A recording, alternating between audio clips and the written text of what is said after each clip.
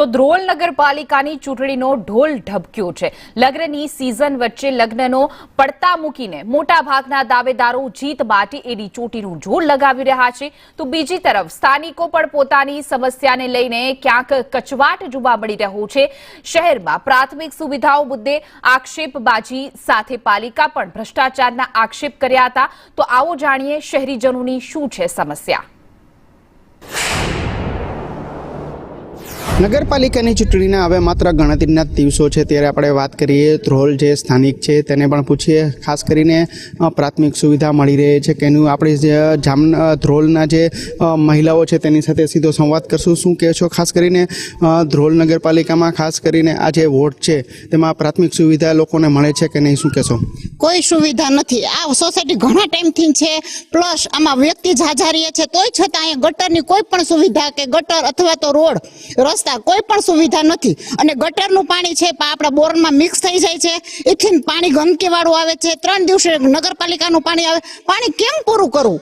અત્યારે પાણીનો સમસ્યા ઉનાળામાં બહુ જ રહે છે। અત્યારે આ બધા લોકો ચૂંટણી આવશે એટલે ઘરે ઘરે વોટ માંગવા આવશે, પછી પાછો વળીને કોઈ એટલે કોઈ વ્યક્તિ જોવા આવતું નથી। અને બીજામાં કે અમારા બાળકોને સ્કૂલે મૂકવા જવા હોય તો રોજ રસ્તા ચોમાસામાં કે જેથી કરીને હાલવાની પણ જગ્યા હોતી નથી, આખું પાણીનું ભરેલું હોય છે। એટલે ગટરની સુવિધા અને પ્લસ રોડ સુવિધા અમારે જોઈએ છે। અને પાણી તો ખાસ 3 દિવસે પાણી આવે છે, પાણીની કોઈ સુવિધા નથી। શું કહેવા માંગો છો ખાસ કરીને કે નેતાઓ આવે છે કે નહીં સ્થાનિકો તમારા પ્રશ્ન રજૂઆત સાંભળવા માટે? જ્યારે ચૂંટણી આવે છે ત્યારે નેતાઓ આવે છે વોટ માંગવા માટે, ત્યારે કહે છે કે અમે તમને પાણી આપશું, પણ પાણીની કોઈ અમારી સગવડ પૂરી પાડતા નથી। અને પ્રાઇવેટ ટાંકા નાખવા પડે છે તો ખર્ચ વધી જાય છે, પણ તો સુવિધા પૂરી પાડતા નથી। ગટરની સુવિધા તો સાવ છે જ નહીં, બધું પાણી બોરમાં ભળી જાય છે, ઈ પીવા લાયક હોતું નથી, વાપરવા લાયક હોતું નથી। અને ચોમાસામાં તો ચાલીને જઈ શકાતું નથી, બાળકોને સ્કૂલે મૂકવા કે દુકાને કરિયાણું લેવા કે એવી કાંઈ અમારા પ્રશ્ન હલ કરતા નથી। સ્થાનિક નેતા દ્વારા ખાલી માત્ર આશ્વાસન આપવામાં આવે છે અને વિકાસની વાતો કરવામાં આવે છે, ત્યારે આ જે સોસાયટી છે તેમાં હજુ પણ પ્રાથમિક સુવિધાનો અભાવ જોવા મળે છે। આપણી સાથે અન્ય પણ મહિલા છે, તેને પણ પૂછીએ, શું કહેવા માંગો છો? જે તમે પ્રાથમિક સુવિધાનો ટેક્સ ભરો છો એ માટે જે યોગ્ય જે સુવિધા મળવામાં આવે છે, તમે યોગ્ય સુવિધા મળે છે કે નહીં? બિલકુલ નથી જડતી, એટલે અમને પાણીનો હલ કરી દો, રોડનો કરી દો, ગટરનો કરી દો, બધું અમને હલ કરી દો। લાઇટો બહુ જાય છે, એનો હલ કરી દો અમને। અમારી માંગ છે, અમારી માંગી પૂરી કરો। બીજી કઈ સુવિધા નથી? બીજી ને ગટરનો વધારે પ્રોબ્લેમ થાય છે, થાંભલે લાઇટો અમને પૂરી પાડતા નથી, એટલે પ્રશ્ન છે કે કચરાનો પ્રોબ્લેમ છે, હજુ પણ સફાઈનો અભાવ જોવા મળી છે, શું કહેશો બેન? ખાસ કરીને ભાઈ ટાઈમે આવતા નથી, એ 10-12 દિવસે આવે છે અને વારવા વાળા ગમે ત્યાં ઢગલા કરીને વહી જાય છે। વારવા વાળા આવતા નથી, પણ ક્યારેક આવે ને તો ગમે ત્યાં ઢગલા કરી દે રોડ ઉપર, જ પાછા અમારે જ ભરવા પડે છે।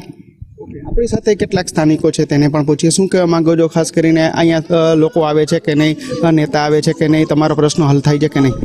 અમે અહીંયા 10 વર્ષથી રહી છીએ આ સોસાયટીમાં, નથી સફાઈવાળા કોઈ આવતા, અને કચરાની ગાડી આવે 2-5 દી એક ફેરે ક્યારેક મન થાય તો આવે છે, અને પાણી અમને 3 દિવસે દે છે, એ નોર્મલ પાણી આવે છે।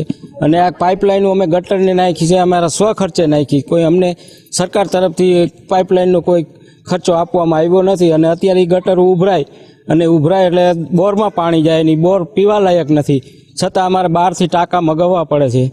આવી બધી મુશ્કેલીઓ છે અને સફાઈવાળા આવતા નથી।